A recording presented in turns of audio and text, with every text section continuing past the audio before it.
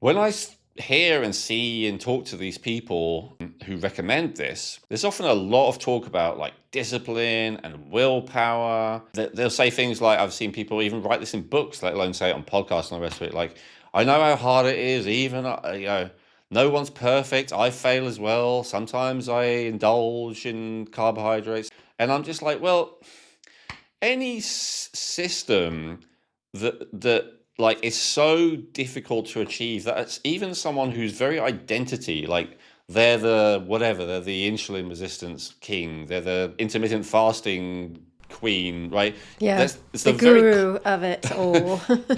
it's the very core of their identity and how they see themselves in the world, and even they can't stick to it by their own admission. There's a reason it's not sustainable.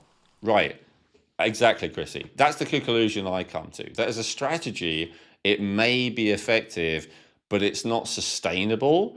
And then the problem is that, again, not always, but a lot of the time, it hasn't resolved the problem. So the real problem is a glucose utilization issue. Your body is not effectively able to deal with blood sugar, right? If you have someone who's like spoiled because they've always had, I don't know, a trust fund from their parents, something, they've got loads of money, and so they just waste money, they don't know how to do money, they make investments and they always lose money. It's like you could say, oh, they're terrible with money. What's the solution?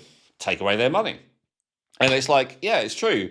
If you take away their money, they will not waste anywhere near as much money, but you have not made that person into a productive economic participant. All you've done is remove their ability to waste something, if that makes sense. And the problem is, if that person ever gets money again, whether it's given to them or whether they earn it themselves, they still haven't learned how to not waste it. Like, you haven't addressed the issue. You've just removed the stimulus. And it's just like, yeah. And I said, look, that is not a failure of willpower on your part. That is just the body's survival mechanism kicking in and going, I need carbohydrate. Now, and that's really annoying for me to say that to the people who are really advocates of this. And so why would it not be sustainable? So again, I've talked about this a lot in that previous episode, but just in a nutshell, your body has to have glucose. If you do not give it any, or usually much, externally, if you don't eat much glucose, it just makes its own. It can convert fats into glucose. When things like the muscles, the brain, the organs start to get low in sugar, there's a signal. It won't allow it to get too low.